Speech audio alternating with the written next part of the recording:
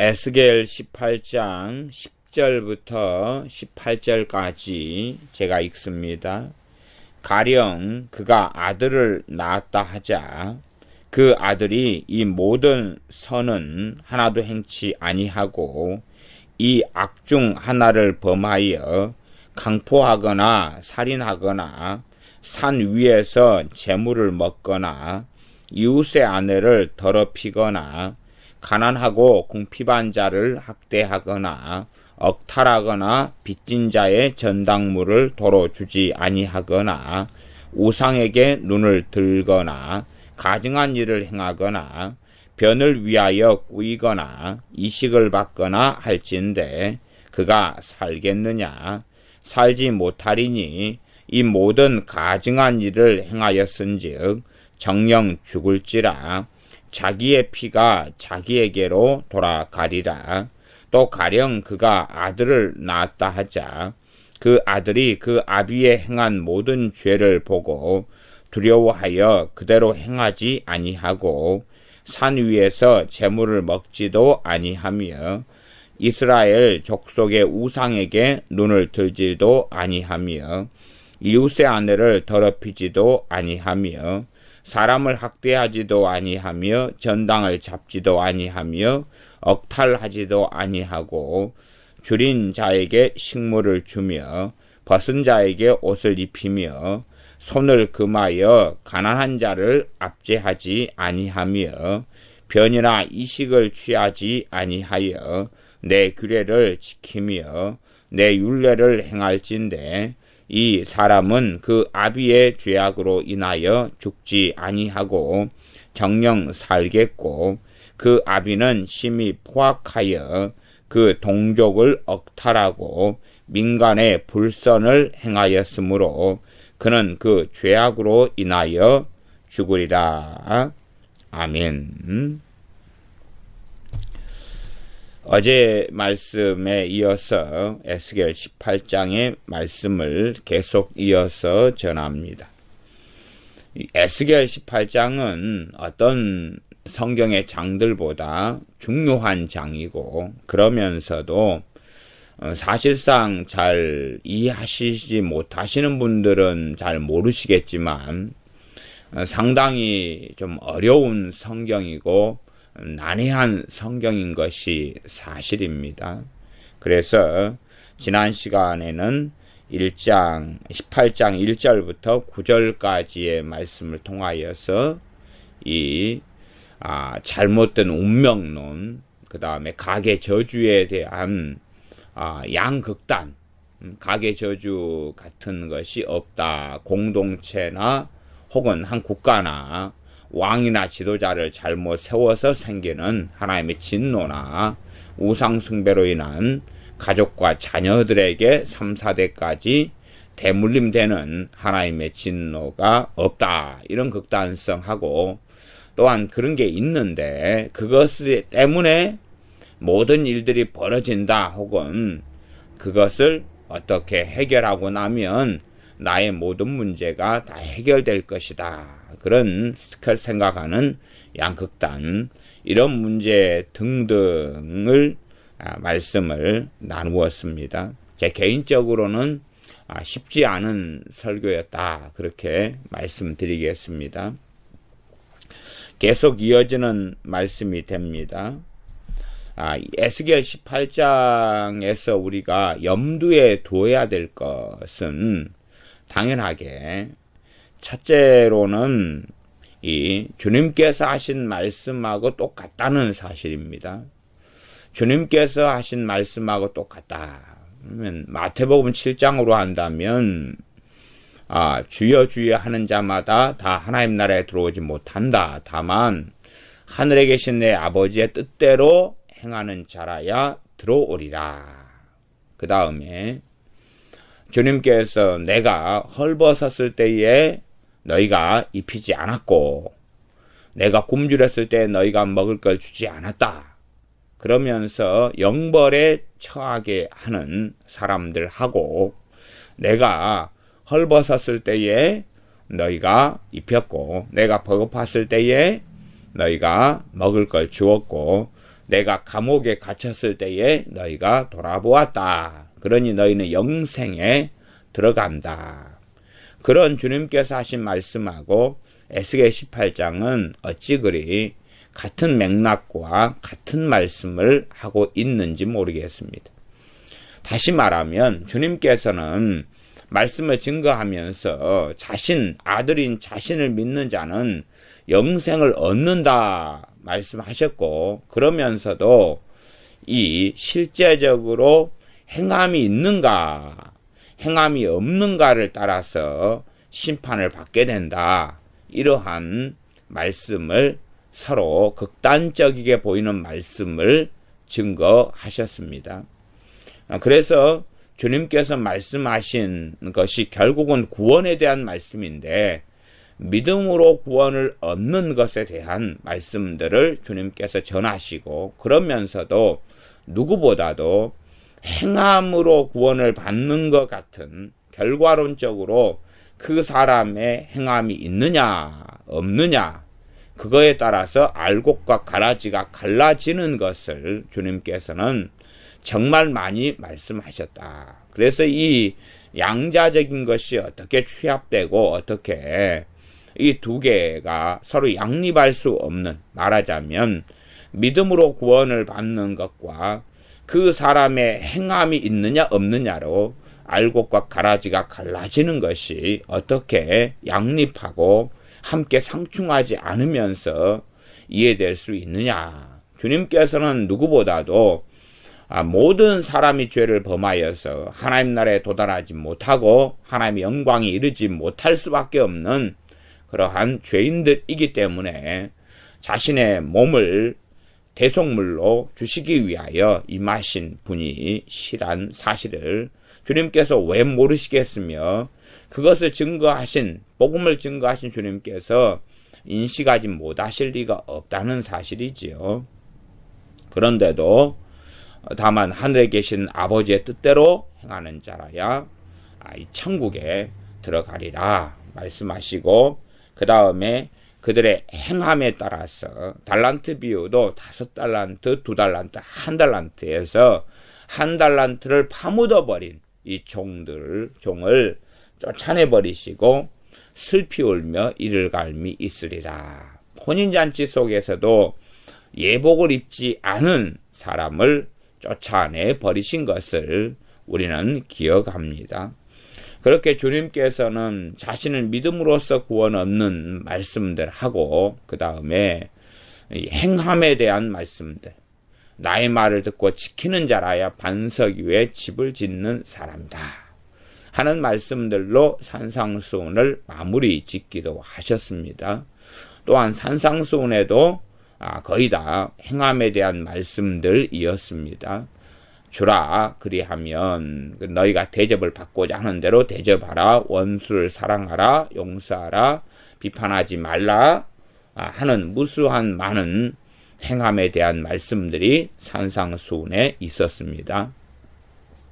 그래서 실제로는 주님께서 하신 말씀들을 듣고 어떤 사람들은 행위구원론적으로 치중하고 빠져버리면서 그렇게 나아가는 사람들이 사실은 아주 많습니다.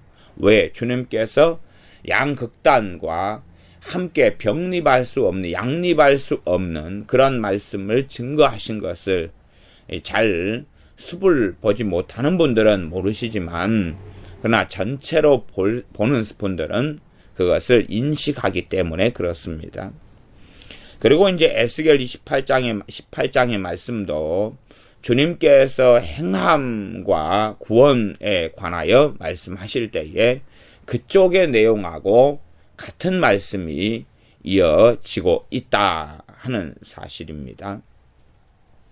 그럼에도 우리가 지금 에스겔 18장에서는 악인이 의인이 될 수가 있고, 그 다음에 의인이 악인이 될 수가 있다는 말씀을 하고 있습니다.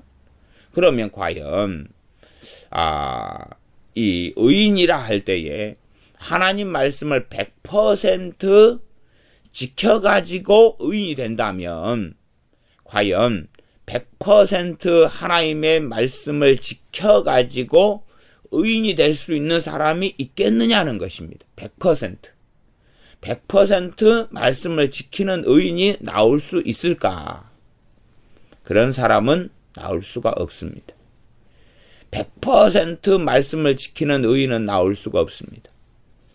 가능성은 있습니다. 어떤 가능성이냐 그러면 구약과 다르게 신약시대에 성령님께서 믿는 자에게 내주하시고 임하신 다음에는 100% 말씀을 지키고 준행할 가능성은 있습니다.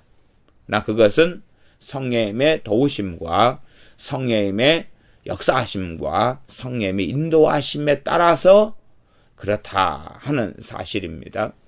그러나 구약시대에는 100% 의로운 의인이 있을 수 있느냐는 것입니다. 자, 그러면 일단은 최고의 의인으로 에스겔서에도 하나님께서는 3명을 지목하는데 노아와 그 다음에 욥과 다니엘을 지목합니다. 다니엘 같은 경우야 성경상 흠이 없는 사람이었기 때문에 다니엘에 대해서는 우리가 어떻게 말하기 어렵지만 최소한 욥으로 간다 그러면 욥기에서 욥은 정말로 의로운 사람이었는데 그러나 욥이 죄를 지었다는 것을 우리는 압니다. 왜냐하면 욥이 고난을 당하고 질병 속에 환난을 당하면서 하나님께 대하여서 원망하고 하나님께 대하여 불평하며 하나님께 대하여 얼마간 반기를 드는 내용들이 욥기에가 나와 있고 하나님께서는 욥이 너가 잘못했다. 욥도 내가 잘못했습니다. 내가 회개합니다. 했다는 사실입니다. 자, 그러면 제가 그 부분에 욥기를 읽어드리는 것이 일단은 내용의 확인상 도움이 되실 것 같으니까 욥기는 시편 앞에 있는데 욥 끝에 장을 봐야 되겠죠. 하나님과 욥이 만나는 장면입니다. 끝에서 42장 1절부터 제가 읽어드리겠습니다. 욥이 여호와께 대답하여 가로되 그러면서 이제 3절 내가 스스로 깨달을 수 없는 일을 말하였고 스스로 알 수 없고 헤아리기 어려운 일을 말하였나이다. 그 다음에 6절이 이제 제가 말씀드리고자 하는 것입니다. 욥기 42장 6절이었습니다. 그러므로 내가 스스로 한하고는 뭡니까? 한탄하고지요. 티끌과 재 가운데서 회개하나이다. 욥이 회개하는 것을 볼 수가 있죠. 그러면 욥도 지금 죄를 지어가지고 하나님께 회개를 합니다. 완벽한 어떤 행위를 의인이라고 해서 하지 않았다는 것을 알 수가 있다는 사실이에요. 그 다음에 우리가 노아 같은 경우도 의인인데 그가 홍수 사건이 지난 다음에 포도 농사를 지어서 그래서 술을 그냥 완전히 전문용어로 이빠이 잡수신 다음에 벌거벗고 나체쇼를 해가지고 드러눕거나 이러한 어리석은 일을 하고 그 때문에 이제 둘째 아들과 둘째 아들의 이 자식 손자에 대한 그러한 이 저주의 사건이 나오고 등장하게 됩니다. 그렇다 따지면은 우리 지금 현 시대에서 어떤 목사님이나 장로님이 그냥 술을 진탕 마신 다음에 벌거벗고 나체쇼를 하면 과연 그것이 죄가 없다 그럴 것이냐 문제가 안 될 거라 그럴 것이냐 그러면 문제가 되겠죠. 문제가 돼요. 최소한 욥 같은 경우가 하나님 앞에서 티끌을 무릅쓰고 죄에 앉아 회개합니다 했습니다. 욥은 끝까지 의인으로 남았고 의로운 사람 의인으로 하나님 나라에 입성하였습니다. 그리고 욥기 이후로 에스겔서는 당연하게 1000몇백 년 뒤에 쓰여진 성경이고 기록된 성경에 그 의로운 사람 욥을 이야기합니다. 그러면 일단은 우리가 제가 지금 변론을 하고 있고 변증을 하고 있는 것입니다. 의인 욥이나 노아라 할지라도 완벽한 삶을 살지 않았다. 그럼 제가 또 다른 실례로 우리 모세를 들겠습니다. 모세 그분이 정말로 하나님 앞에서 신실하게 하나님을 섬기고 믿음 가운데 살고 의롭게 살았는데 가나안 땅에 왜 입성하지 못한지는 우리가 알고 있습니다. 이 모세가 가나안 땅에 입성하지 못한 것은 하나님의 거룩함을 나타내지 아니함이고, 그래서 반석을 지팡이로 2번을 그냥 힘껏 때린 거지요. 뭐 그 사건이 정확하게 어떤 의미와 뜻이 있느냐 보다는 결국은 하나님께서 그것 때문에 그에 대한 벌, 그에 대한 징계를 모세에게 내리셨다는 사실입니다. 왜요? 모세의 행동이 죄였기 때문에, 하나님의 거룩함을 드러내지 못한 죄였기 때문에 그에 대한 징계와 심판으로 모세는 구원받고 당연히 천국은 들어간 건 우리가 압니다. 그렇기 때문에 우리가 변화산에서 주님께서 변화되실 때에 엘리야 선지자와 모세 선지자가 함께 찾아와서 주님과 만났던 사건을 기억한다는 것입니다. 또한 모세는 주님에 대하여 예표가 되는 인물이어서 모세가 나 같은 선지자 하나를 하나님께서 나중에 일으키실 것이다. 너희는 그의 말을 들으라. 그랬고 주님께서 이러한 왕과 제사장과 선지자 이러한 사명들을 함께 오셔서 감당하시고 성취하셨습니다. 그러니 모세라 할지라도 완전 무결하며 완벽한 삶을 산 게 아니라는 걸 알 수 있고, 다윗도 우리가 압니다. 성경에 정말로 최고의 하나님의 마음이 합한 사람 다윗이라도 우리아를 교살하고 살인하고 그리고 밧세바를 간음한 그런 사건들을 우리는 이미 익히 알고 있습니다. 그러함에 정말로 성경에서 인정하는 의로운 사람, 하나님 앞에 섰는 사람들의 인생과 삶을 추적해 보면 완벽함으로써 의인이 된 것이 아니라 하는 것을 알 수가 있습니다. 그러하면 이 욥같이 죄에 앉아 회개하나이다. 그러면 죄를 용서를 빕니다. 그러면 죄를 용서할 수 있는 길은 구약 성경의 율법에는 그 문과 길을 열어놓았습니다. 무엇입니까? 제사입니다. 제사. 짐승의 피를 통한 제사입니다. 짐승을 대속물로 삼은 제사입니다. 제사를 통하여서 그 길을 열어놓았습니다. 그러나 실제로 그 본질이 제사라는 행위일까 아니면 믿음에 있을까? 물론 제사를 하나님께서 정해놓으셔서 제사를 지내야 됩니다. 드려야 됩니다. 그러나 이제 제가 한 걸음 더 나아가서 제가 어려운 이야기를 해드리겠습니다. 한 걸음 나아가서 포로기가 되었습니다. 포로기가 되었어요. 에스겔 선지자라 할지라도 지금 죄를 속죄를 받아야 되는 부족함과 허물들이 생겨날 것 아닙니까? 그러나 성소는 이제 얼마 지나면 파괴되고 해파되고 무너져 버리고 그 다음에 예루살렘 성전에서는 더 이상 제사를 지낼 수가 없게 됩니다. 지금도 더 이상은 제사를 드릴 수 없게 성전이 없는 이스라엘이 있지 않습니까? 그것처럼 또한 오랜 세월 동안 성전을 다시 중건하기 전까지는 제사를 지낼 수가 없지요. 그러면 죄 문제를 어떻게 처리할까요? 죄 문제를 처리할 수 있습니까? 없습니까? 없지요. 그러나 죄 문제를 처리할 수 있겠지요. 어떻게 처리하겠습니까? 이렇게 우리 신약시대처럼 회개할 수밖에 없는 거죠. 하나님께 고백하면서 회개하고, 회개는 2가지 회개가 요한 1서 1장 7절과 9절에 나와 있습니다. 하나는 피 가운데서 행하면 죄가 사함받고 용서되는데 예수님의 피가 그 죄를 씻는다. 피 가운데 행할 때에. 그 다음에 1장 9절에는 너희가 너희 죄를 자백하면 저는 미쁘시고 의로우사 너희 죄를 사하시며 너희를 모든 불의에서 깨끗하게 하신다. 그래서 요한일서 1장 7절하고 9절은 하나는 우리가 바르게 살고 의롭게 삶으로써 죄가 용서받는 것하고, 그 다음에 하나는 죄를 자백하고 고백하면서 하나님께 나아가는 것입니다. 전제는 당연히 믿음으로 나아가는 것이 되겠습니다. 그러함에 이제 이 에스겔서에서도 당연히 전반적인 대상은 바벨론의 포로로 끌려와 있는 이스라엘 사람들입니다.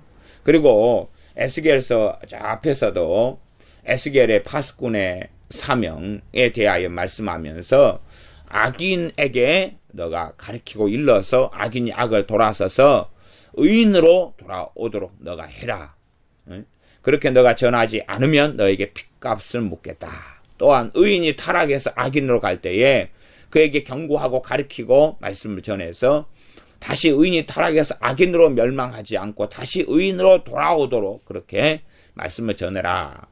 그래서 그 의인이 악인이 된 사람이 의인이 돌아오든지 안 돌아오든지 간에 너가 말씀을 전한 경우는 너에게 핏값을 찾지 않겠다. 그것이 파수꾼 사명이었습니다. 그러면 바벨론 포로에 있는 사람이 죄 문제를 해결할 수 있는 길이 제사인데 제사를 드릴 수가 없지요. 이제 어떻게 죄 문제를 해결하냐 그런 것입니다. 그러하며 우리가 이 욥이 했던 것처럼 욥이 제사를 통한 회개가 아니라 참으로 진실로 하나님 앞에서 엎드려서 회개하는 것이고 그 회개는 결국은 믿음으로 하는 회개일 수밖에 없다는 사실입니다. 그에 대한 진리를 이 다윗은 증거하였습니다. 많은 사람들이 제사 제도를 통하여서 하나님이 제사 제도를 세우셨고 죄 용서의 길을 여셨습니다. 그런데 문제는 사람들이 제사를 지내면서 믿음이 사라지고 형식에 속한 짐승만 죽이는 그러한 제사를 지나는 종교화로 이스라엘이 변해왔다는 사실입니다. 그래서 다윗이 범죄한 다음에 고백한 내용을 보면 우리가 참 깊이 있는 진리를 발견할 수 있는데 다윗이 고백하는 것이 이 많은 짐승과 수양으로 하나님께 드려서 천천의 제사 만만의 이 제물을 가지고 하나님께 나아간들 하나님께서 기뻐하시겠습니까? 제사를 통해서 내가 내 죄를 해결할 수 있고 짐승 제물을 통하여 해결할 수 있었다면 나는 더 말할 수 없이 어마어마하게 드렸을 겁니다. 라고 이야기하고 그러나 그렇게 되지 않기 때문에 하나님 찾으시는 것은 통회하는 심령이라 말씀하면서 그러면서 하나님께 회개하면서 자복하면서 나아가지 않습니까? 그래서 그런 다윗의 고백을 볼 때에 정말로 형식적인 제사가 죄 문제를 해결하는 것이 아니구나 하는 놀라운 진리의 한 면을 우리가 들여다볼 수 있는 것입니다. 그러함에 욥이 항상 자녀들이 범죄할까봐 노심초사하면서 제사를 지내왔던 것을 욥기에 우리는 서두에서 발견하지요. 그러나 나중에 욥이 회개할 때는 제사를 통한 회개도 물론 나와 있습니다. 욥의 세 친구들에 대한 죄 용서가 욥을 통한 제사였지요. 그러나 욥은 제사를 안 드렸다라기보다는 그렇게 하나님 앞에서 진실로 믿음을 가지고 회개하는, 그래서 통회하며 하나며 회개하는 그런 직접적인 회개의 일을 우리가 욥기에서 확인할 수 있습니다.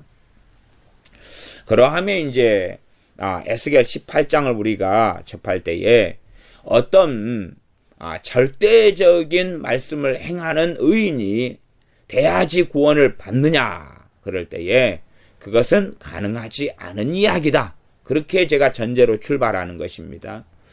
그래서 이러한 의인이냐 악인이냐 하는 것이 겉으로 헤아려질 수 있는 사람들이 있지만은 그러나 본질적으로는 우리가 그것을 헤아릴 수 없는, 또 그에 대한 판단은 하나님께서만이 하시는 거라 하는 것을 우리가 알고 있어야 됩니다. 하나님께서만이 어떤 사람이 의인인지 악인인지를 판가름하시면서 영원한 멸망으로 혹은 영원한 생명으로 이끌어 들이시는 것입니다. 그래서 주님께서 하신 이 말씀들하고 에스겔 18장은 연결되어지고 특별히 나를 믿는 자는 영생으로 옮겨졌다. 영원한 심판을 받지 아니하나니 하는 말씀의 부분은 당연히 에스겔 18장은 없고요. 그 주님께서 그쪽에 믿음으로 구원받는다는 측면의 말씀은 에스겔 18장이 없고, 다른 말씀들, 행함과 구원과 연결시키는 그 말씀들은 에스겔 18장하고 함께 맥락을 함께 합니다. 그래서 의인이 정말로 그 의를 다 버리고 악인이 되는 것, 그 다음에 악인이 그 악을 버리고 의인으로 돌아온다 그럴 때에 정말로 악인이었던 사람이 자기를 100% 변화시키는 의인이 되는 것이 가능하고 쉬우냐 할 때에 정상적인 상식만 가진 사람이라도 그것이 너무나 어렵다는 것을 압니다. 가령 말하자면 어떤 믿는 분들은 분노 문제 때문에 참 고심을 많이 합니다. 그래서 분노가 안에 있어요. 분노가 안에 있으면 그것이 이 증오심, 혈기, 또 원망, 한, 그리고 미움, 판단, 정죄, 또 분노 문제는 자기의, 나는 옳고 저 사람은 틀렸다 하는 자기의가 강한 사람들은 자기의를 다른 말로 하면 자기 정의라 그럽니다. 그게 강한 사람들은 분노를 자주 하게 되기도 하지요. 나아가서 또 분노의 영이 깊이 있게 이렇게 침투한 이런 사람들도 분노를 참 많이 합니다. 조급한 사람들도 폭급하여 분노를 많이 합니다. 그러면 믿는 사람이 이 분노의 심각한 문제에 봉착해 있거나 그 세계 속에 사는 사람들을 저는 종종 만나왔습니다. 또한 그런 사람들을 많이 알고 있기도 합니다. 분노 문제를 해결하려고 애를 쓰고 발버둥을 칩니다.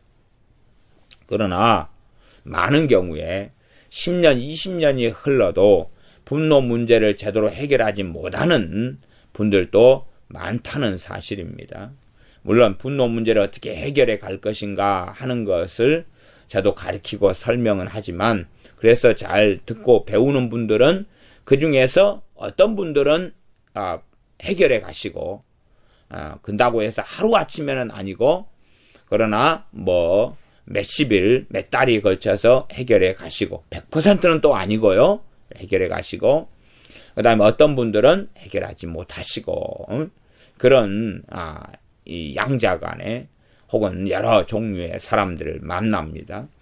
그러면 분노 문제라 해도 그 많은 죄, 많은 결점, 사람의 성내는 것이 하나님의 의를 이루지 못함이니라 하는 야고보서 말씀처럼 하나님 앞에 의롭지 못한 행위인 이 성내는 것, 이러한 것으로 인하여서 죄의 원천과 근원이 되는 이 성내는 것, 분노하는 것, 이러한 문제 때문에 믿는 사람들이 죄를 짓고 해결하지 못하면서 고통받고 해결하려고 발버둥 치지만은 쉽지 않다.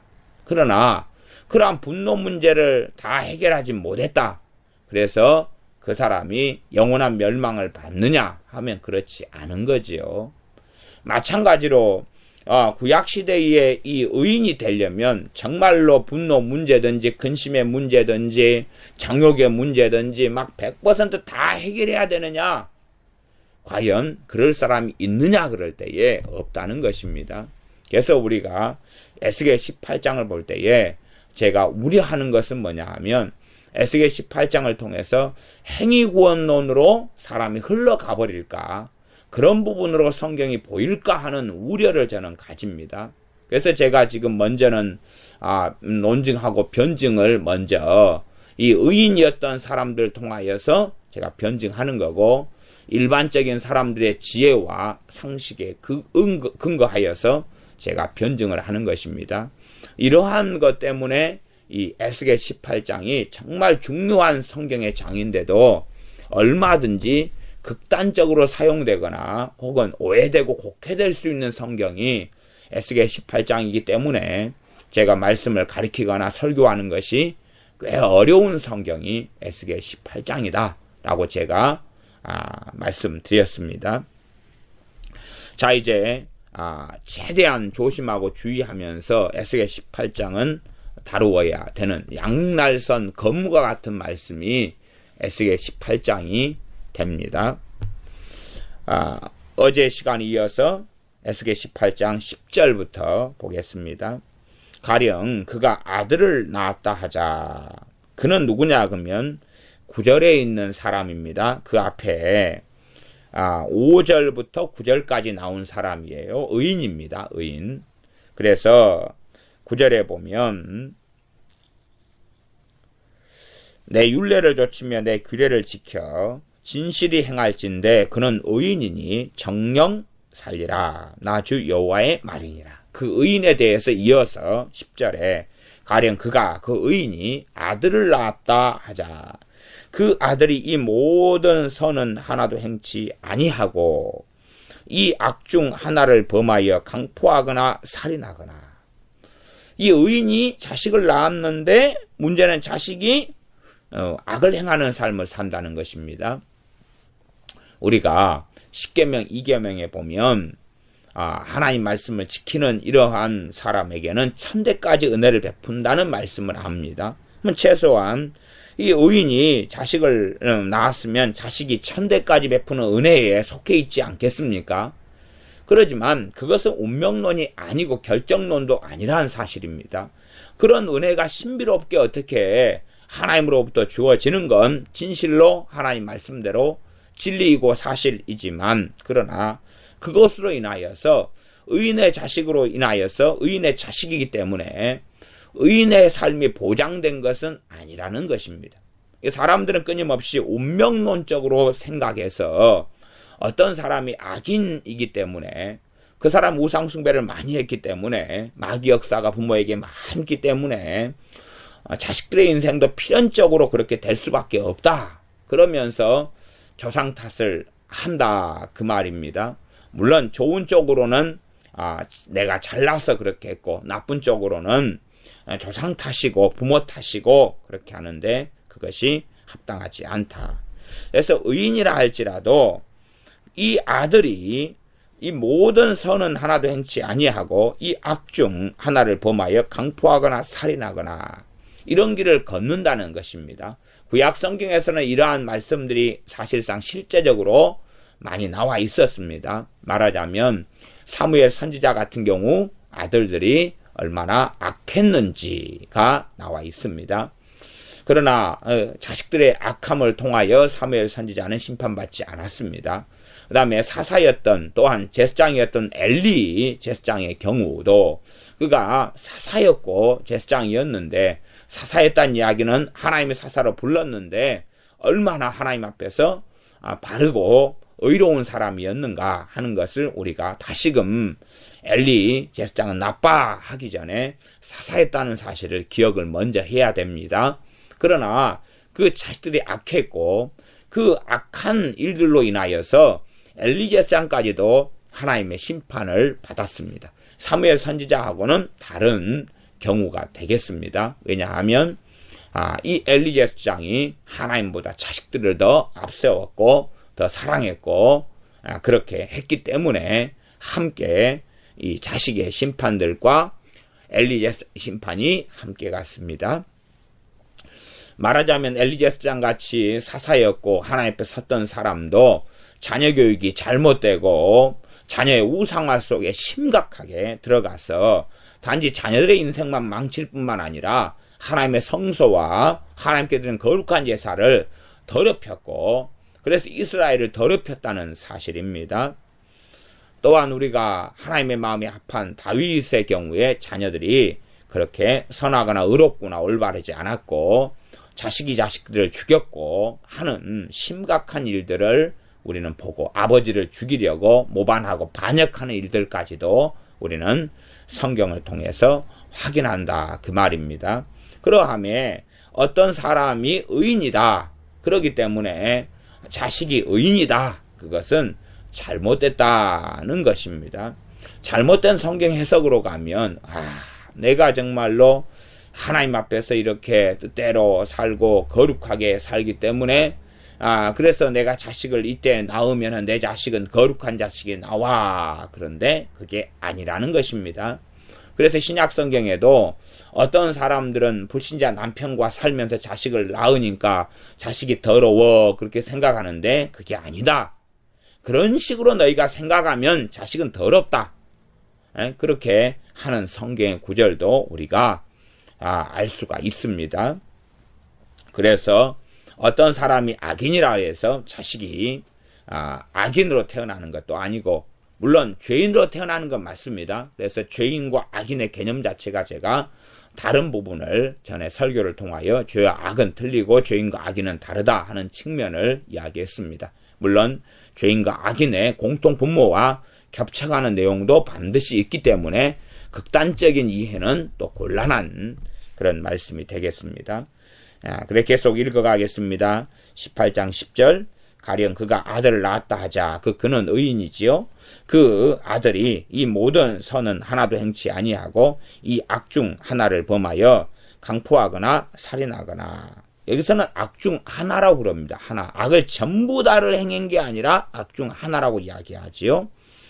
그래서 강포하거나 살인하거나 산 위에서 재물을 먹거나, 지금 하나입니다. 동시적으로 이걸 전부 다 행해가지고 심판을 받는 게 아니라, 그래서 이게 꽤 난해하고 어려운 말씀이 되는 것입니다. 이것을 전부 다 지키면서 딱 하나만 어기면 어찌 되느냐. 이럴 때 어쨌든 간에 이 악 중 하나를 범했는데 그에 대한 내용 종류도 나와 있지요. 내 악인이라, 그런 것입니다. 어떤 것이냐? 강포한다. 강포한 자의 삶. 말하자면 요즘 우리식으로 한다면은 조폭 같은 삶을 이야기하는 거죠. 조폭 같은 삶을 이야기합니다. 아니면은 사채업자 아시죠? 그런 어떤 삶이 강포에 되겠습니다. 아주 포악한 삶을 산다는 것입니다. 그 다음에 살인하거나, 이게 실제적으로 사람을 죽이는 것. 당시에는 법이나 치안이 제대로 되어 있지 않기 때문에 힘센 사람이 장땡입니다. 그 다음에 산 위에서 재물을 먹거나, 지금 산당에서 하나님께 드린 제사는 변질됐고 오염됐고, 또한 산당의 제사는 하나님께서 이미 율법을 통해 금하고 있는 것입니다. 금하고 있으나 멀리 예루살렘에 자주 갈 수 없다, 성전에 자주 갈 수 없다는 걸로 따지면 합리적이지 않습니까? 합리적인 것으로 인해서 하나님 말씀을 범하고, 그리고 산 위에서 재물을 먹는데 결국은 우상의 재물이 되고 말지요. 하나님께서 말씀하지 않는 방식으로 하나님께 예배하는 것은 결국은 그것은 우상 숭배이고, 그리고 산당은 우상들을 많이 들여와서 산당에서 우상을 섬기는 이야기는 이미 성경에 참 많이 나와 있습니다. 그러니 산 위에서 재물을 먹는 것은 두 가지 것이 다 포함되는 이야기가 될 수 있겠습니다. 나는 산당에서 하나님께 제사 지내. 그러면서 재물을 먹는 사람도 말씀 어기는 거죠. 왜? 하나님의 말씀에 하지 말라는 걸 하면서 그건 안 돼. 그러는데도 자기 합리화로 해나가는 거죠. 또 하나는 거기에서 당연히 우상들을 다 들여와가지고 산당에서 우상 숭배를 하면서 우상의 재물을 먹는 것입니다. 이웃의 아내를 더럽히거나, 아마 지금하고 이제 과거하고는 상당히 좀 다른데, 이 남자들은 주로 성욕을 통해서 움직이는데, 과거에는 권력자나 힘이 센 사람은 아내를 이렇게 강탈하고 빼앗을 수 있었지요. 또한 어떤 사람이 빚을 많이 지면 그 빚에 대한 대가와 값으로 그 사람의 아내하고 그 사람의 자식을 노예로 끌어올 수 있었습니다. 그러함에 어떤 사람의 아내를 빼앗으려면 그 남자에게 빚을 짊어지우면 되는 거죠. 그러면 데리고 와서 이제 자기 소유와 노예와 첩으로 남의 아내를 삼을 수 있었던 것입니다. 그러니 지금 법치국가에서는 사실은 이제 남의 아내를 더럽힌다 말하자면은 이 불륜을 한다 그러려면 서로 눈이 맞아야 되겠죠. 암흑가의 세계나 어둠의 세계나 조폭의 세계나 권력자의 어두운 세계라면 그런 경우에는 예외적인 부분이 대한민국에도 있겠습니다만은, 그러나 그런 부분도 이 법치국가에서는 한계가 있을 것입니다. 그래서 내가 저 여자 마음에 들어 해서 이렇게 말하자면 강제적으로 강간을 행한다. 이러한 것은 우리가 이 현 시대도 있습니다. 있긴 하지만은 그런 경우는 드물 것이고요. 지금 현재의 상황 속에서는 법이 또 경찰력이나 공권력이 지키기 때문에 이 강제적인 어떤 간음을 행하는, 강간을 행하는 그런 것은 좀 드물 것이고, 그 다음에 서로 합의하에 서로 좋아가지고 하는 불륜의 경우 정도고, 당시 과거에는 이것보다 훨씬 더 다양한 이웃의 아내를 더럽히는 일들이 있는데, 그것은 기본적으로 권력이고 그 다음에 힘이고, 꼭 요즘 아이들 세계에서는 서열을 따지는 것처럼 힘센 사람이 폭력을 통해서 또한 강제력을 통해서 이웃의 아내를 더럽히는 그런 일들은 아주 빈번했는데, 그런 것을 하지 말라, 그런 것을 하는 악인에 대한 이야기를 하고 있습니다. 다음 12절, 가난하고 궁핍한 자를 학대하거나 억탈하거나. 가난하고 궁핍하면 얼마나 힘들고 어렵습니까? 힘들고 어려운데, 그러한에도 먹을 것이 없는데 이런 사람을 학대하는 것입니다. 그러한에도 비참하게 사는데, 억탈은 강탈이죠. 강제로 그러한에도 자기는 쌀이 100가마니를 쌓아놓고, 저 가난한 사람은 쌀 한 대박이 있는데 그 한 대박을 빼앗아온다는 이야기입니다. 자기는 옷이 5벌이 있고 저 가난한 사람은 단벌밖에 안 입고 있는데, 그것도 얍실한 옷이어서 겨울에 추운데 그것을 빼앗는다는 이야기입니다. 그래서 우리가 자세히 이 악인에 대한 성경을 보면 보통 사람들은 별로 행하지 않는 그런 양상을 일단 우리가 확인할 수가 있겠습니다. 빚진 자의 전당물을 도로 주지 아니하거나. 물론 요거 전당포로 하는 분들은 인정하기가 참 어려운 이야기죠. 왜 이렇게 했다가 망할 테니까. 그러나 우리는 지금 기준이 하나님의 율법이라는 걸 기준으로 알고 있어야 됩니다. 율법 속에서 살았던 이스라엘 사람들, 율법을 배우는 경우는 이 전당포 같은 걸 차려서는 안 되는 거고, 이자를 받고 이자 노래, 사채놀이를 하려고 돈을 꾸어줘서는 안 되는 그런 것입니다. 물론 제가 은행원이 되어서 이자를 공식적인 회사를 통해서 이자를 받으려고 하는 그런 것을 이야기하지는 않습니다. 왜냐하면 그런 것은 법의 울타리 속에서 있고 합법적으로 잘 행하기 때문에. 그래서 많은 사람이 돈을 빌릴 때 은행을 이용해서 적은 이자를 가지고 내면서 돈을 빌리려고 애를 쓰지 않습니까? 제1금융권에서 빌리려고 애를 씁니다. 다음 제2, 제3의 금융권으로 가면 이제 복잡하고 심각한 이야기가 됩니다. 저축은행 같은 것을 제2금융권이라 그럽니다. 빚진 자의 전당물을 도로 주지 아니하거나. 이 빚진 자의 전당물, 이 전당물이라는 것은 주로 생명의 위협에 관련되어진 게 많습니다. 당장은 먹고 살아야 된다. 다시 말하면 당시에는 맷돌이 반드시 필요했는데 맷돌짝 윗짝을 가져가 버리는 것입니다. 너가 이 돈을 갚기 전에는 맷돌을 쓸 수 없어. 그리고 가져가 버리는 거예요. 그러면 결국은 이제 어떻게 이 먹을 것이 좀 있다 해도 밥을 해 먹고 빵을 만들어 먹을 수 있느냐는 거지요. 그러면 이웃에게 구걸해가지고 남의 맷돌을 좀 쓸 수 있게 해달라고 그러거나, 당시에 솥단지가 한두 개밖에 없었다는 건 알지 않습니까? 솥단지를 가져가 버리는 거예요. 솥단지를. 그러니까 이 전당물을 돌려주지 않는 것이 사람의 생존의 위협을 가지는 극악한 일이지요. 근데 그러한 일을 행한다는 것입니다.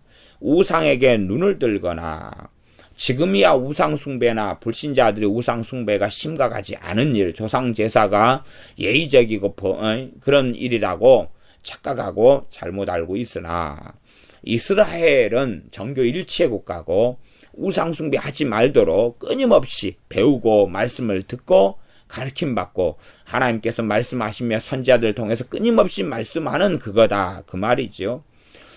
이 불신자들이야 그냥 자기들이 태양신을 섬겨왔든 뭘 섬겨왔든지 간에 그렇게 해왔겠지만, 하나님의 백성은 우상숭배하지 말라고 배워왔다, 그 말이죠. 기본적으로 지금 이 의인과 악인에서 말씀하는 전제 자체를 우리가 좀 이해하셔야 되는데, 그것은 하나님의 백성에 대한 이야기다 그 말입니다. 하나님의 백성. 지금 불신자들이 우상 숭배하는 것은 당연히 죄입니다. 그것도 극심한 죄지요. 또한 그 우상 숭배를 불신자가 한다 해서 그것이 죄가 아닌 건 아니다 그 말이죠. 근데 죄인데 신자가 하나님의 백성이 우상 숭배하는 것하고는 어쨌든 차원이 틀리고 뭐 정상 참작이 많이 가능할 수 있다는 사실입니다. 그러나 하나님을 섬기고 하나님을 알고 하나님의 은혜를 받고 하나님의 부르심을 받은 하나님의 백성이 우상 숭배를 한다. 그러면 그 사람이 악인이 된다는 사실이에요. 하나님의 백성은 당연히 우상 숭배해서는 안 된다는 것을 배우고 알지 않습니까? 뭐 초신자라면은 얼마간 정상 참작이 가능할 겁니다. 물론 죄는 죄고요. 악은 악입니다. 그러나 신앙생활을 이 이스라엘처럼 어릴 때부터 태어날 때부터 하나님의 백성과 자녀로 태어나가지고 하나님의 말씀 율법을 배우면서 우상숭배하지 말라는 10계명, 1계명, 2계명은 10계명은 다 암송 달달달 하고 살았을 것 아닙니까? 그러나 우상을 숭배한다. 우상에게 눈을 든다. 그리고 가증한 일을 행한다. 가증한 일은 우상에게 이제 여러 가지 재물을 바치면서 또 자녀를 몰래에게 불태워 죽이는 등부터 시작해서 또 동성애 같은 것을 행하고 또 짐승하고 이걸 행하고 이런 것들을 이야기합니다.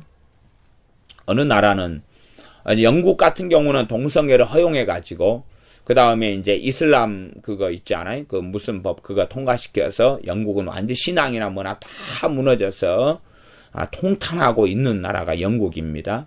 프랑스도 아마 그랬던가요? 예, 그리고 어떤 나라는 동성애 허용한 다음에 그 다음에 이제 그 동성애자들이나 이 소위 말하면 소수 인권을 부르짖는 사람들이 뭘 부르짖냐 그러면 이제는 짐승하고도 결혼을 하도록 법으로 해달라. 남자가 남자를 여자가 여자를 해서 결혼을 허락했으니까 난 짐승하고도 결혼하겠다. 우리 집 키우는 똥강아지하고 나는 여보 당신하고 부부로 결혼하겠다. 그래서 짐승하고 이제 잠자리를 하면서 쎄쎄쎄 하고 이렇게 살겠다. 그렇게 이제 열심히 하는 나라들이 있습니다. 그런 사람들이 있고요.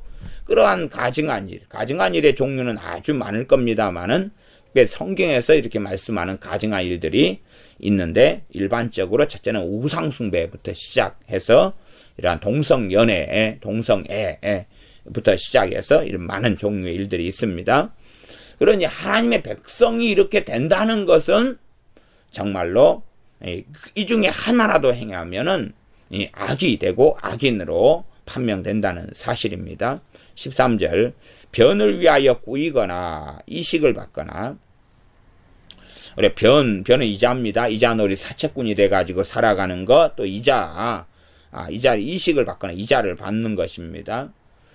그러면은 이러한 일을 행하는 것에 대하여 지금 현 시대의 사회에 살고 있는 사람은 큰 문제가 아닐 수 있겠습니다. 왜? 아니 이자 받고 이렇게 돈 빌려주는 것은 일반적인 일이지 뭐 특별한 일이냐 그러지만 지금 우리가 일단은 이 이스라엘 백성은 율법으로서 듣고 교육을 받지요. 율법에서는 이것이 절대 하지 말라고 계속 가르치고 배워온 일이다. 그렇기 때문에 하나님 백성에게는 양심상 굉장히 꺼려지고 하나님 말씀을 어기게 되는 심각한 일이라는 사실입니다. 나아가서 지금 현재하고 이 시대 상황 당시하고는 차이가 있습니다. 지금 현재는 어떤 사람의 돈을 빌리고 또 이자를 좀 받고 할 때에 그 사람의 생존의 문제하고는 상관없는 경우가 거의 대부분입니다. 이게 죽고 사는 문제는 아니라 그 말이죠.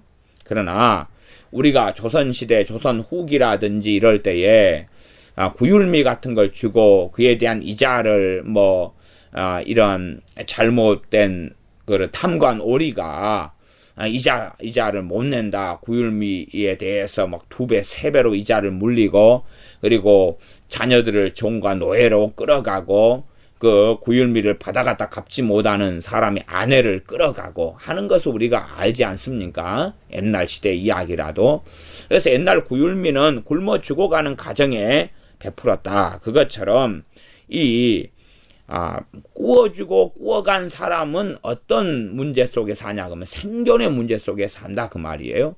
그런 사람에게 이렇게 오늘 먹을 양식을 빌려주고 그래서 쌀 한 대박을 빌려주고 쌀 한 대박을 이자로 붙여가지고 받는 것이지요.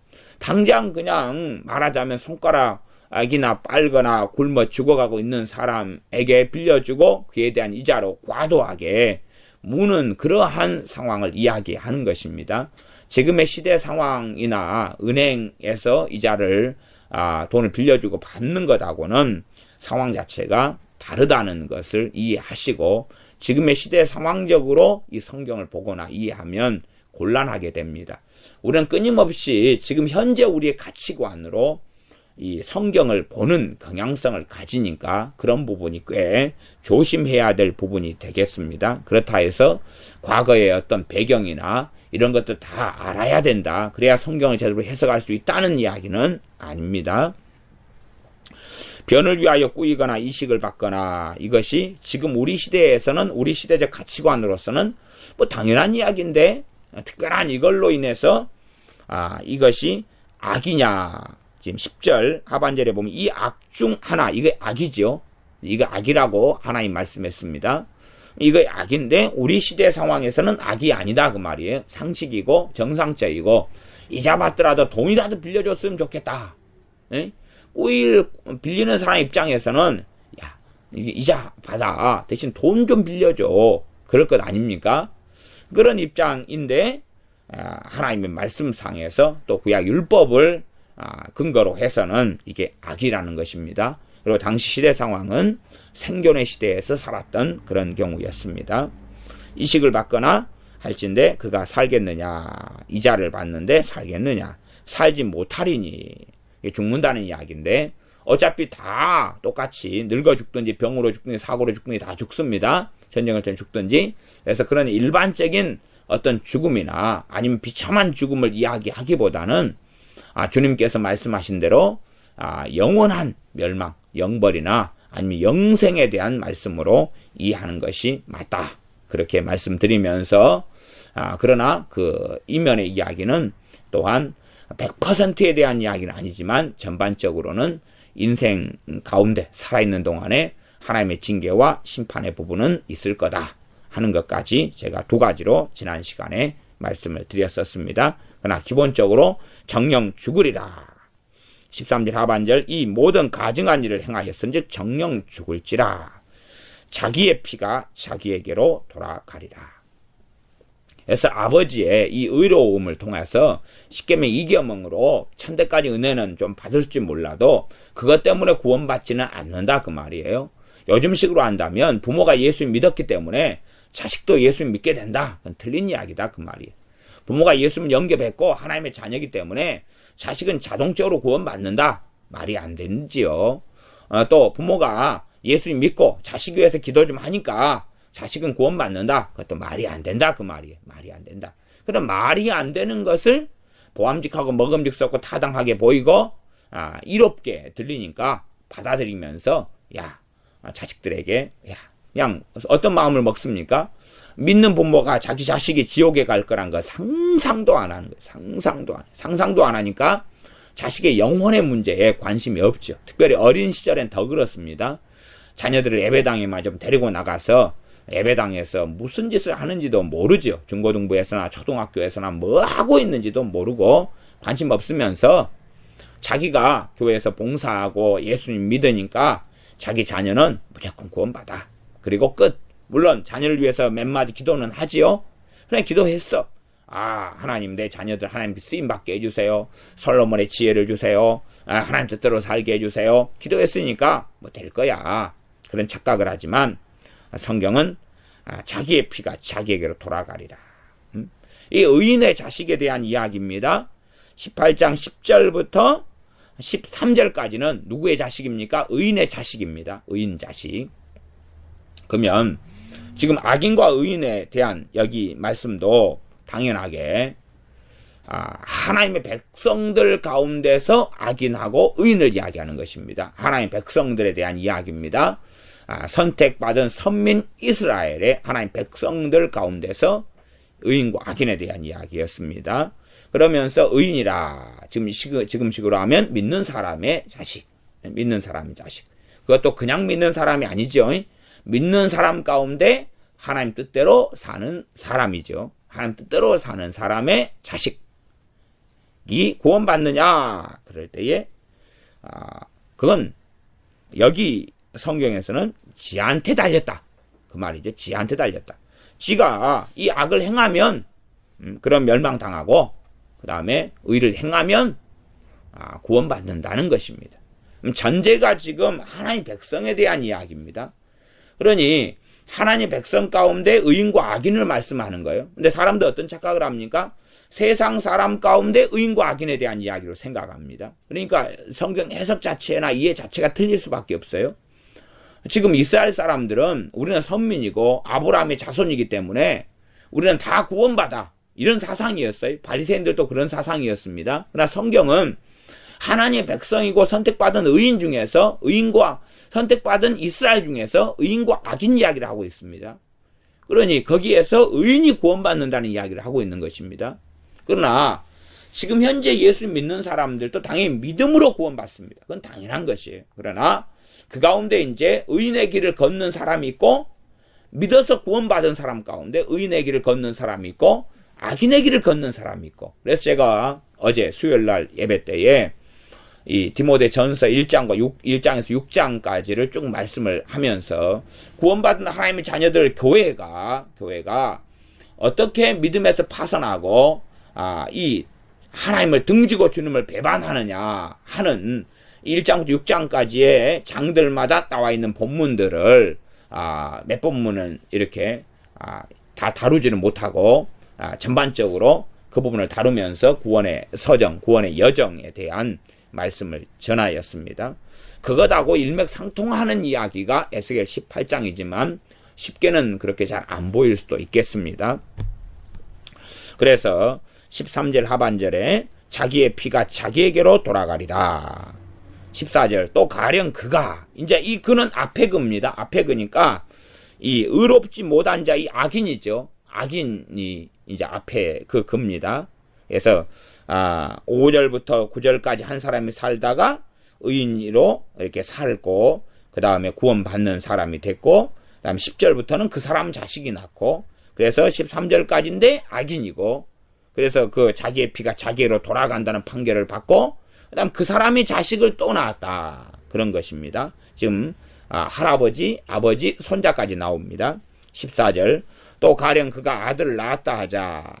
그 아들이 그 아비의 행한 모든 죄를 보고 두려워하여 그대로 행치 아니하고 죄를 보고 두려워한다. 왜 두려워하겠습니까?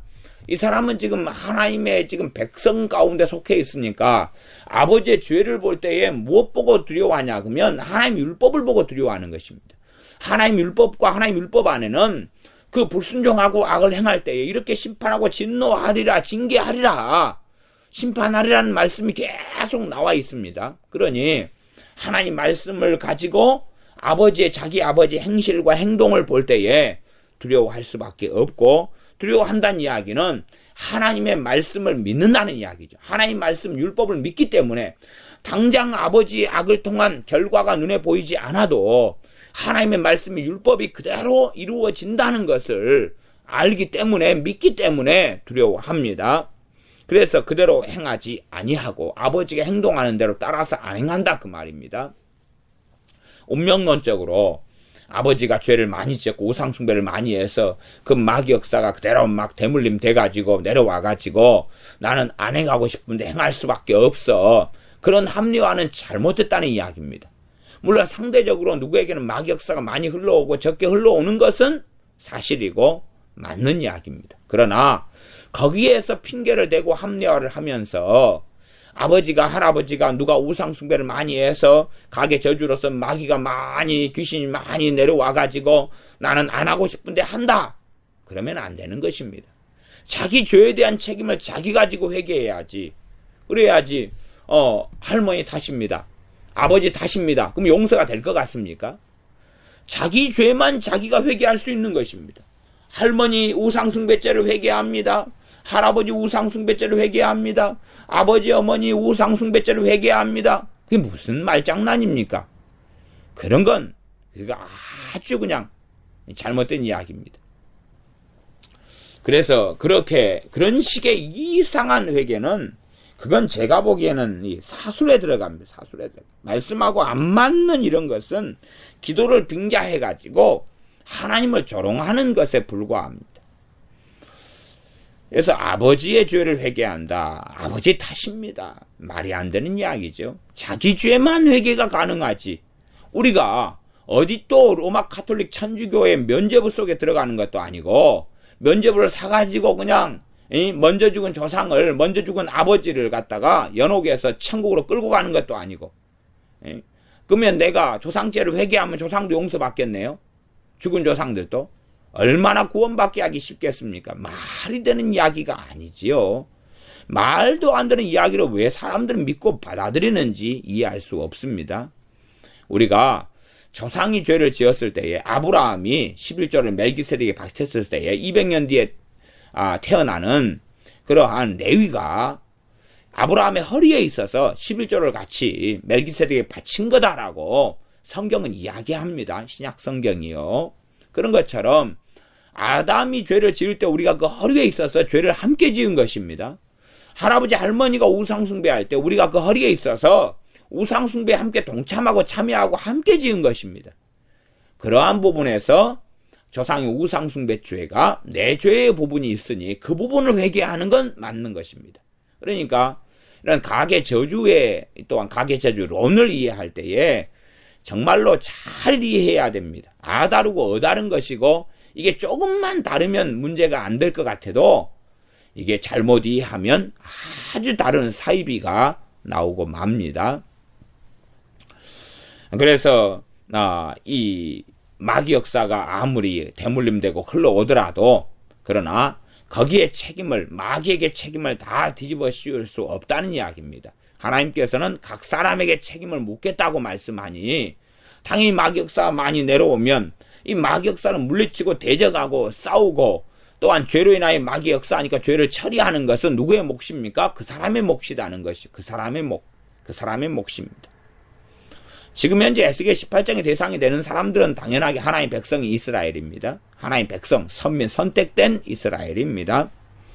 그러하니 지금 우리식으로 한다면 하나님의 선택받은 교회고 믿는 사람이라 이렇게 이해하는 것이 실상은 맞겠습니다. 그래서 14절은 그대로 행하지 아니하고 두려워해서요. 결국은 하나님의 말씀을 보고 두려워하고 하나님을 경외하고 두려워하는 것입니다. 15절 산 위에서 재물을 먹지도 아니하며 아버지는 산 위에 가서 이제 우상 숭배하는데 안 간다 그 말이에요. 아버지는 제사 지내고 저기 산에 가가지고 거기에 산소 있죠. 조상의 묘를 써놓은 데 가가지고 절하고 제사 지내고 하는데 자식은 안 한다 그 말이에요. 아버지 아이고 야야 나는 장로고 권사여 나는 집사여 그런데 나도 하는데 네가 뭔데 네 안 해? 네 인자 믿잖아. 야 아빠는 신앙생활 20년 했어. 그래도 다 조상제사 지내고 다 해. 괜찮아. 왜? 믿는 사람 이야기잖아요 지금. 하나님의 백성 이야기잖아요. 그래도 아니다. 하나님을 어떻게 알 수 있습니까? 하나님은 믿음만으로 하나님을 알 수가 있습니다. 하나님이 보이는 게 아니라 그 말이에요. 에스겔 선지자가 하나님을 배운 사건이 에스겔서에 몇 번이 나옵니다.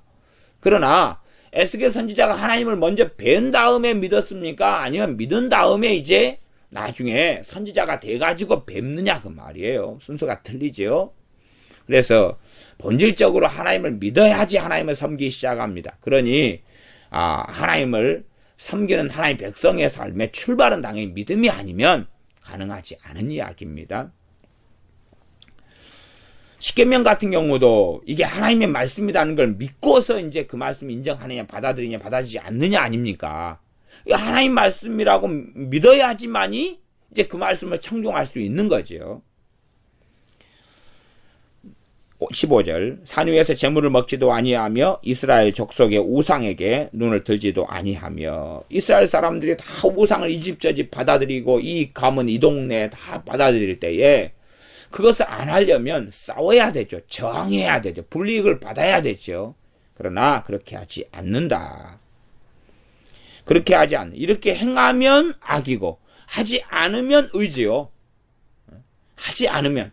그러나 수동적으로 하지 않는 문제가 아니라 당연히 다 이런 우상숭배에 넘어갔기 때문에 하지 않으려면 대가를 지불해야 되죠. 핍박을 받아야 되죠. 욕을 먹어야 되지요. 뭐 우리 집안이 다 제사 지내는 이런 종갓집 집안이라고 합시다. 그러면 내가 제사를 안 지내려면 거저 그냥 주여 나는 안 하고 싶나이다. 그러니 안 하게 해주시옵소서. 다 이런 아무 핍박도 안 받게 해주시옵소서. 가볍게 해결해 주시옵소서 한다고 되겠느냐는 것입니다. 그런 이상한 기도지요. 이웃의 아내를 더럽히지도 아니하며. 내가 권력도 있고 능력도 있고 돈도 있고 잘나고 멋지고 그래서 이웃의 아내를 유혹할 수도 있고, 아니면 내가 돈이 있고 권력이 있어가지고 힘도 좋아서 빼앗을 수도 있고 그렇게 할 수 있는데, 그래서 과거에는 치안이 별로 안 좋으니까 이쁜 아내를 둔 남자가 전쟁터에 가버리면 여자가 혼자 있지 않습니까? 집에. 그럼 몰래 들어가서 동침하고 잠자리를 강제적으로 가질 수 있다 그 말이에요. 이쁜 여자니까. 과거에 동네는 그랬잖아요. 좀 19금 이야기를 해서 그렇습니다만은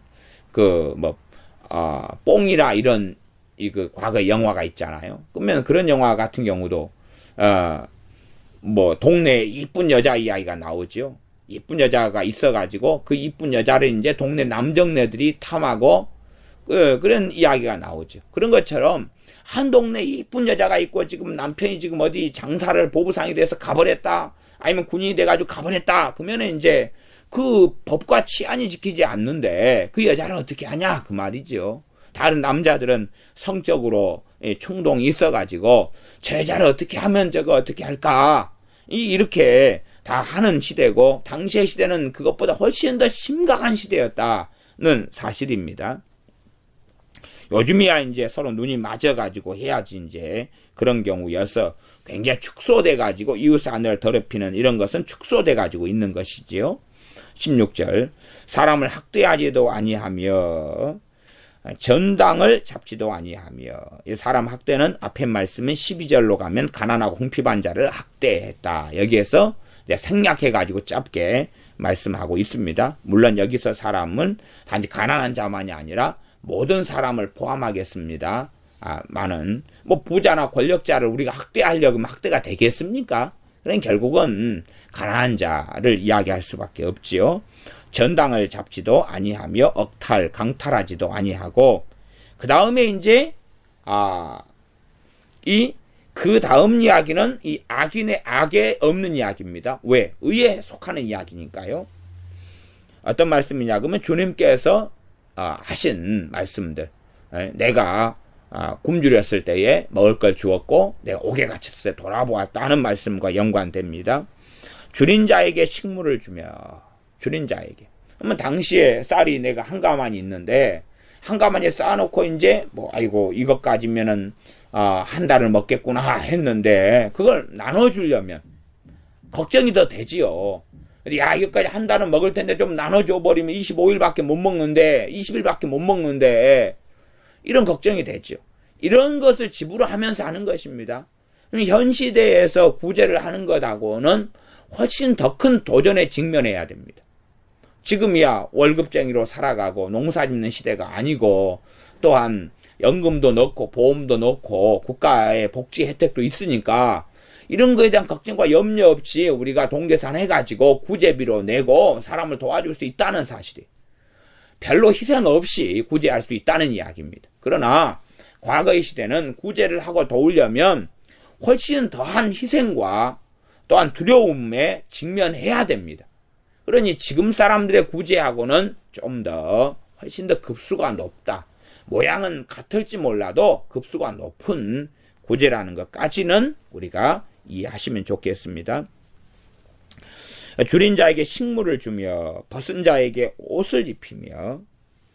당시에는 이 가난한 사람은 저주받은 사람으로 인식되는 시대입니다. 물론 지금도 큰 교회에 가면 부자는 부자 믿는 사람은 복받은 사람이요, 가난한 사람은 저주받은 사람이라는 개념이 굉장히 강하지 않습니까? 지금 큰 교회 같은 데서 신앙생활 알아본 사람들은 잘 모르죠. 모르나 큰 교회에서 신앙생활을 저는 여러 곳에서 해봤는데 굉장히 이렇게 좋은 직장이 아니면은 저주받은 사람, 믿음도 없는 사람, 그리고 좋은 직장, 좋은 사업을 하고 재산이 많으면 믿음이 아주 좋은 사람, 그렇게 인식이 돼 있었습니다. 왜 한국 교회가 왜 그렇게 흘러갔는지까지 모르겠습니다. 아마 기도 같은 것을 잘못 배우고 잘못 가르쳐서 그런 것 같아요. 기도 만능주의에 빠져버리면 사도 바울 같은 이가 굶주릴 이유가 없잖아요.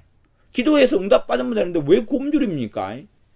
그러니 기도가 이게 배우고 아는 게 희한한 거예요. 희한한 거예요.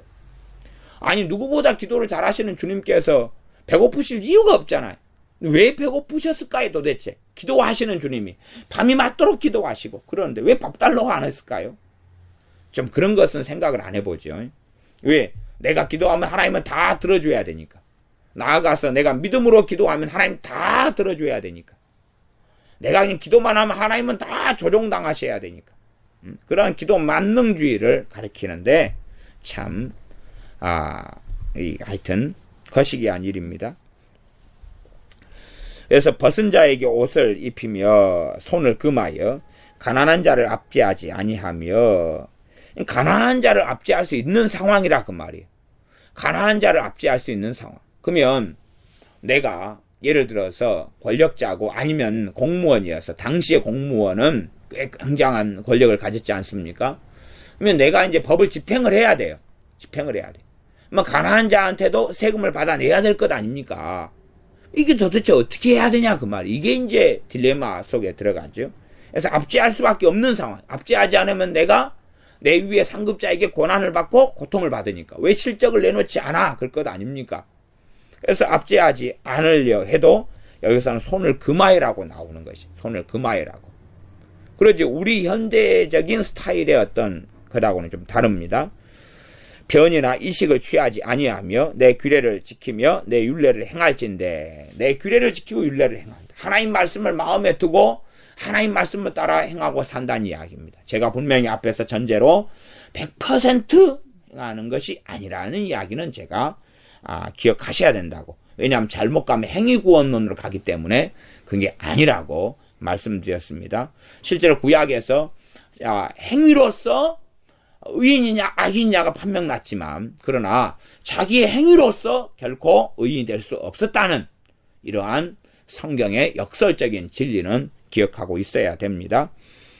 내 규례를 지키며 내 율례를 행할진대 이 사람은 그 아비의 죄악으로 인하여 죽지 아니하고 정녕 살겠고. 아비의 죄악 가운데 자식이 계속 이어서 들어가면 함께 죽는 거죠. 그러나 아비가 죄악 가운데 행할 때에 아들이 하나님 앞에 이 의로운 삶을 살면 그는 아비의 죄악으로 죽지 않는다는 것입니다. 아비의 죄악의 영향력을 벗어나죠. 벗어나서 그는 살겠다. 다시 말하면 영원한 생명 속에 들어간다는 말씀으로 이해할 수 있습니다. 혹은 이 하나님의 심판과 진노가 이루어질 때에 이러한 심판과 진노에서 피하게 된다는 것도 얼마간 포함되어 있습니다. 18절 그 아비는 심히 포악하여 그 동족을 억탈하고 민간의 불선을 행하였으므로 그는 그 죄악으로 인하여 죽으리라. 당시 이스라엘 하나님 백성들 가운데서 방자하게 행하며 악하게 행하는 사람들이 가진 사상이 뭐냐 하면, 나는 선택받은 선민이니까, 나는 아브라함의 자손이니까 어떻게 살아도 구원받아. 그런 신학이고 그런 사상인 거죠. 나는 하나님 백성이야. 봐봐, 족보 봐봐. 우리 조상이 누구였어. 누구는 요즘 뭐 한다면 이조판서 정승을 했어. 그래서 조상이 했던 업적이 꼭 자기 업적인 것처럼. 예를 들어서 극단적인 이야기니까 크게 오해까지는 하지 마시고 들으셔야 됩니다. 저는 고신교단에서 고신교회에서 좀 지낸 경우도 있습니다. 그래서 물론 저희 교회에 고신에서 계시다가 옮겨오신 분도 계시고 그러니까 제가 전적으로 고신 욕을 하고 있는 건 아닙니다. 이제 그리스도 교단이나 혹은 재건이나 고신이나 또 고려 교단이나 이제 이렇게 과거가 전통성이 있고 어떤 전통이냐 그러면 순교자들이나 또한 복음을 위하여 고난을 받은 사람들을 기반으로 해가지고 세워진 교단. 그러면서 이제 지금으로 따지면은 그냥 시간이 많이 흘러버렸죠. 한 세대, 두 세대가 흘러버린 지금인데 유감스럽게 어떤 목회자나 어떤 교회들 전체는 아닙니다. 그러나 가면 굉장한 자부심과 프라이드를 가지고 있는 경우를 많이 봅니다. 물론 제가 볼 때 프라이드는 작은 차던데 굉장한 프라이드를 가지고 있더라고요. 순교자 위에 세워진 교회이기 때문에, 교단이기 때문에 우리는 정말로 믿음이 좋고 우리는 거룩하다. 그러나 그건 자기 것이 아니잖아요. 자기가 순교한 게 아니잖아요. 그러나 자기가 순교한 것처럼 생각하더라 그 말이에요. 제가 고신교단에서 신앙생활 할 땐 제가 전도사로서 일을 했었습니다. 그러니까 이런 모든 사람은 아니지만 굉장히 많은 사람들이 그런 생각을 하는 것을 사실은 저는 유감스럽게 경험을 했습니다. 큰 교회 같으면 그 건물 큰 것이 자기 신앙으로 알더라 그 말이에요. 또 유명한 목사님 밑에서 신앙생활 하는 분들은 그 한국교회 유명한 목사님의 신앙이나 그 유명세가 자기의 프라이드더라 그 말이에요. 자기의 프라이드. 지금 프라이드 베타는 아마 지금 안 나오죠. 그러니까 프라이드 알파, 프라이드 베타, 프라이드라고 알고 자기의 자부심으로 알고 자기 신앙으로 알더라 그 말이에요. 얼마나 큰 착각입니까? 그래서 이 아비는 18절에 나오는 이런 사람은 심히 포악하여 그 동족을 억탈하고 민간의 불선을 행하였으므로. 그러나 나는 이 사람은 그렇게 생각하겠어요? 내가 첫째는 하나님 백성으로 태어났지만 하나님 안 계셔. 이런 배교자일 수도 있고. 그러죠? 그 다음에 또 한 종류는 하나님은 계셔. 그러나 하나님이 눈 감아 주실 거야. 하나님 계셔. 그러나 나 하나님 백성이야. 선민이야. 나 선택받았어. 그렇게 될 수 있다. 그 말이에요. 내 아버지가 목사님이었어. 내 아버지가 이렇게 하나님 앞에서 한 의인이었어. 지금 이 사람 아버지는 의인 아닙니까? 내 아버지가 얼마나 날 위해 기도 많이 한지 알아? 나는 어릴 때부터 나는 교회에서 살았어. 난 어릴 때부터 아버지와 함께 성전에 다녔고 기도해왔어. 그러니 이 정도는 괜찮아. 그러면서 살았을 수도 있다 그 말. 이 두 부류죠. 하나님 백성으로 태어나가지고 20살 30살 돼가지고 하나님 어딨어 등지거나 아니면 나 하나님 백성이야 그렇게 생각하죠. 말하자면 하나님의 영원한 심판이나 지옥이 있다고 알지도 못하는 사람이거나 혹은 하나님이 계신 건 믿는데 나는 지옥에 안 가. 뭐 내가 어떻게 이게 지옥에 가. 이건 괜찮아. 이거 나 하나님 백성이야. 나 구원받아. 지금으로 한다면 예수님 믿는 사람들이 나 예수님 믿었잖아. 구원받았잖아. 구원받았으니까 나 어떻게 살아도 괜찮아. 구원받았으니까 이제 잘 먹고 잘 살고 행복하고 재밌게 누리다가 살면 되는 거지. 한 세상. 하나님이 나를 구원했으니까 예수님 때문에 구원했으니까 나 예수님 믿었어. 나 구원받았으니까 인생은 내 거야. 어떻게 내 인생이 예수님 거야? 내 인생이 어떻게 하나님 거야? 내가 하나님 위해서 살 이유가 뭐가 있어? 자식을 위해 살고 재미나게 살고 맛난 거 먹고 살고 돈 내 거지 어떻게 하나님 거야? 야, 돈 내 거야 내 거. 하나님이 지금 이 돈 가지고 쓰려면 부족하고 하나님이 더 채워줘야 되지. 어떻게 이게 돈이 하나님 거야? 내 인생이 어떻게 하나님 거야? 그건 아니지. 그렇게 많은 사람이 살아간다는 것입니다. 지금 여기서는 그래서 이 구원론에 따져서 그걸 이해하셔야 돼. 하나님의 선택받은 선민에 대한 이야기예요. 다시 말하면 예수님을 믿는 교회에 대한 이야기고 하나님 백성에 대한 이야기. 공통점입니다. 이거 하나님 백성한테 한 이야기. 그 다음에 지금 하나님 백성은 교회고 유대인들 가운데서도 예수님을 믿은 하나님 백성들이 일부가 있죠. 그래서 과거하고 이제 지금 이스라엘은 과거하고 현재하고 차이점이 있습니다. 차이점이 있어요. 과거는 구약에는 그들은 선민이었고 지금에 와서는 선민이지만 예수님을 배역한 자들이고 하나님을 배역한 자들에 속해 있다 그 말이에요. 과거는 선민이었고 아직 이방인이 하나님 자녀가 되지 않았을 시대고 그러니까 이런 격차와 차이는 존재합니다. 그런 의미에서는 구약시대의 이 이스라엘은 지금 현재 교회하고 거의 개념이 한꺼에 흘러갑니다. 물론 대체신학이나 이런 이야기하는 게 아니라 예수님의 피를 통해서 에베소서 말씀에 이방인과 유대인이 막힌 담이 헐어졌다고 이야기합니다. 그러니 유대인과 이방인의 자꾸 차이를 이야기하고 차별을 이야기하는 사람들은 예수님의 피를 부인하는 것이며 사실은 배교의 길로 들어서는 사람이다. 제가 성경적으로 말씀드리는 것입니다. 성경이 정확하게 유대인과 이방인이 이제 차별이 없다. 그렇게 말씀했는데 자꾸만 이방인하고 이스라엘 유대인들을 구분해가지고 분리해가지고 말하고 이야기하는 사람들은 예수님의 피를 부인하는 것입니다. 에베소에 있는 말씀 자체를 부정하는 사람들이죠. 그러니 그런 사람들이 미혹됐거나 또한 잘못된 길을 걸어가는 사람이 되어집니다. 18절 읽고 말씀을 마무리하겠습니다. 그 아비는 심히 포악하여 그 동족을 억탈하고 민간의 불선을 행하였으므로 그는 그 죄악으로 인하여 죽으리라. 지금 이방인에 대한 이야기가 아닙니다. 불신자에 대한 이야기가 아니에요. 하나님의 선민 백성 이스라엘에 대한 이야기고 그가 이 악을 행하였을 때 이게 주님께서는 말씀하시기를 마태복음 7장의 산상수훈에서도 주여 주여 하는 자마다 다 하나님 나라에 들어오는 것이 아니다. 다만 하늘에 계신 하나님 뜻대로 행하는 자라. 주여 주여 한다는 이야기는 믿는 하나님의 자녀였다 그 말 아닙니까? 예수님을 믿는 사람이니까 예수님한테 주여라고 말하지. 안 믿는 사람이 어찌 주여라고 말합니까? 어쩌다가 한 번은 그냥 돈 10,000원 줄게 예수님한테 주여 해보세요는 할 수 있지만 계속적으로 살면서 아침에도 밥 먹을 때도 다음 날에도 한 달 뒤에도 예수님한테 주여라고 하지는 않는다 그 말이에요.